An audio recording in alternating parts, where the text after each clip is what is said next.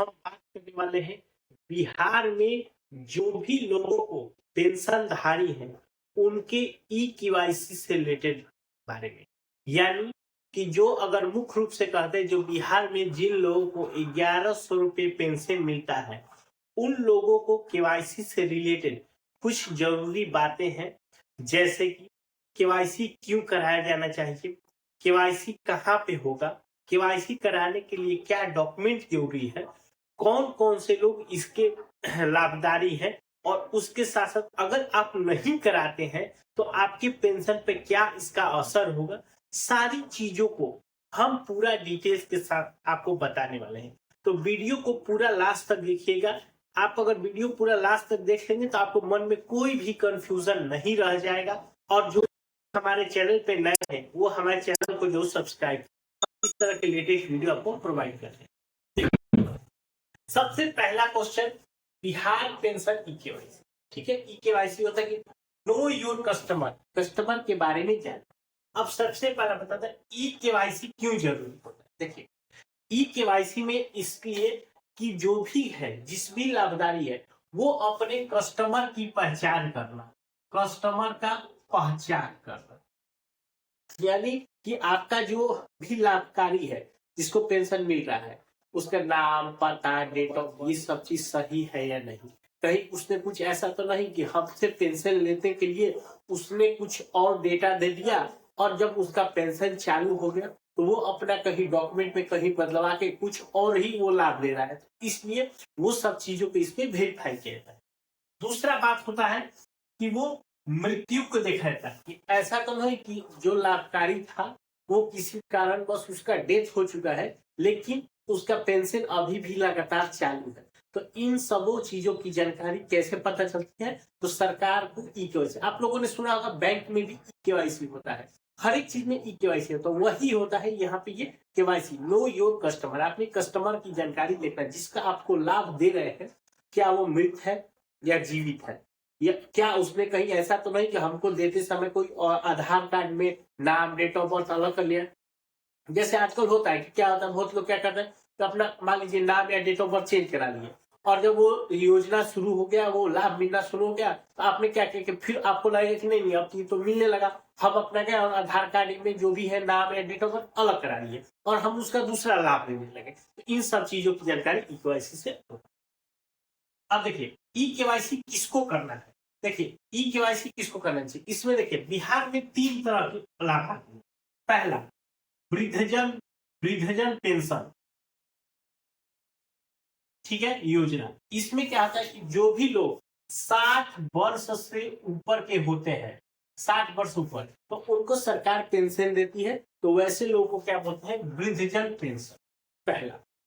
दूसरा पेंशनधारी होता है विधवा पेंशन, विधवा पेंशन, विधवा पेंशन का है कि जिस भी कोई भी स्त्री होती है जिसका पति का स्वर्गवास हो चुका है, वैसे लोगों को भी सरकार अपना पेंशन देती है, लेकिन उसमें कोई एज नहीं होता है कि इस एज के कोई भी औरत अगर विधवा है तो वो इसका सरकार की पेंशन का लाभ ले सकता है।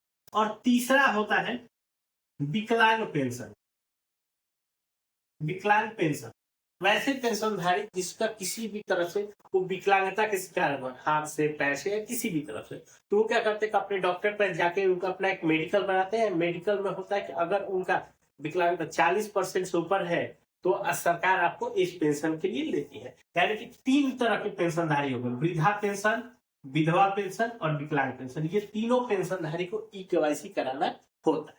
ठीक है, अब बात करते हैं ई केवाईसी कहाँ पे होता है। देखिए ई केवाईसी आपको 2 जगह होता है।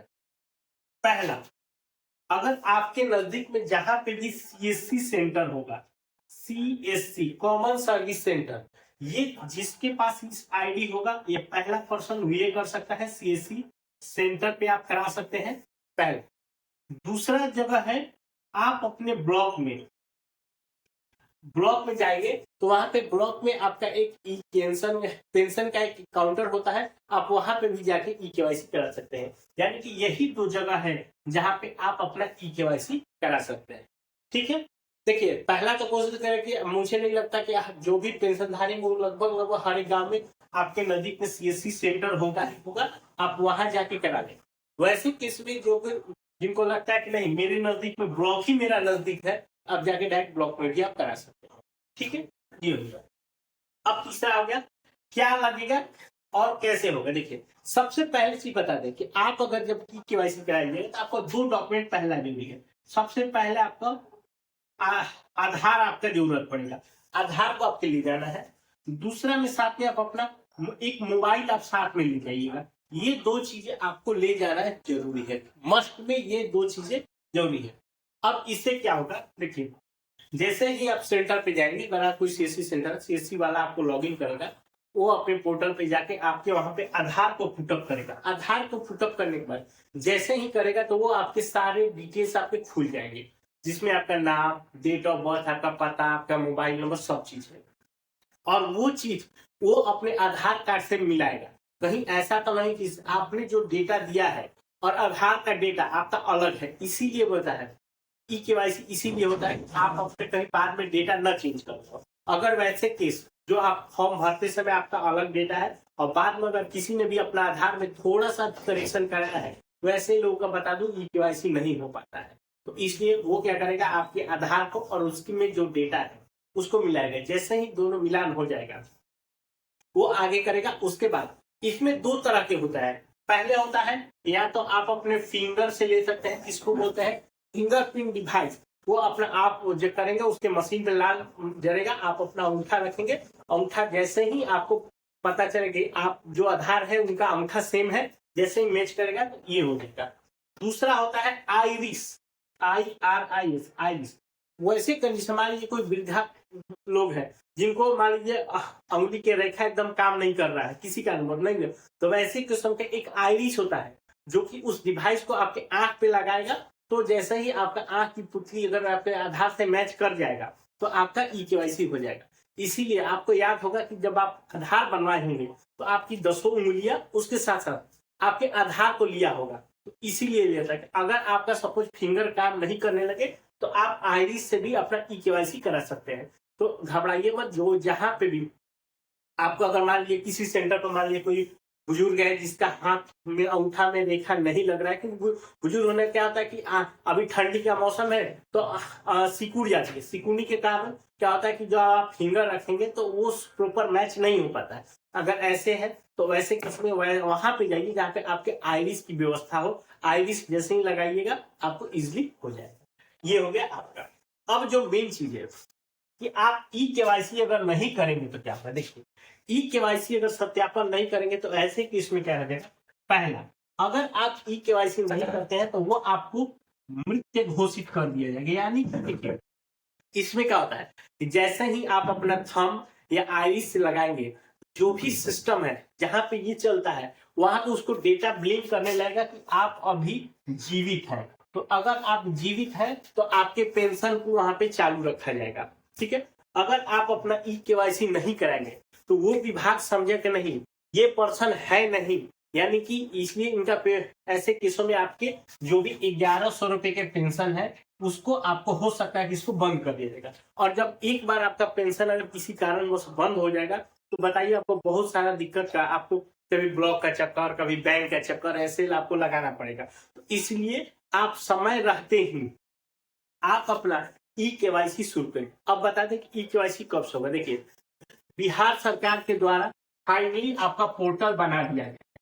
हो सकता है कि आज कल परसों जब भी हो, 1 दिन 2 दिन या 1 वीक के अंदर तुरंत ही ये ई केवाईसी शुरू हो जाएगा। तो जैसे ही आप अपने जहां पे भी नजदीकी साइबर सेंटर है वहां पे फोन करके पता करते रहिए, या अपने ब्लॉक पे क्या वृद्धा पेंशन या वृद्धजन पेंशन जो भी है, किसी भी बिहार सरकार के पेंशन का अगर आपका ई केवाईसी शुरू हो गया है तो आप जल्द से जल्द जाके वहां पे अपना ई केवाईसी करा। ठीक है, अगर बता दो कि जो भी लोग हमारे इस वीडियो को देख रहे हैं, खासकर जो अगर बच्चे हैं, अगर जिनके माता पिता का पेंशन मिलता होगा तो आप अपने माता पिता को कम से कम इन्फॉर्म करिए। साथ साथ आप अपने जो अगल बगल जो भी बुजुर्ग हैं जिनको लगता है कि उनको को पेंशनधारी है उनको इन्फॉर्म करिए। जो विधवा लोग हैं, जो अगर कोई आपके बगल में है, या विकलांग कोई भाई लोग हैं, जिसको जो लोग भी वीडियो देख रहे हैं, अगर आपके बगल पर जो भी पेंशनधारी है उनको कम से कम इस चीज को आप इंटीमेशन करें। आपका जल्द ही केवाईसी शुरू होने वाला है और आप लोग अपने जहां पे भी नजदीकी सेंटर है आपको जाके अपना ई केवाईसी जरूर कराएं। ठीक है, अगर इसके अलावा कोई और जानकारी चाहिए तो हमें नीचे कमेंट करके पूछ सकते हैं। वीडियो अच्छा लगा एक लाइक करिए और आप अपने दोस्तों के साथ इसे जरूर शेयर करें। मिलते हैं नए वीडियो में, तब तक के लिए जय।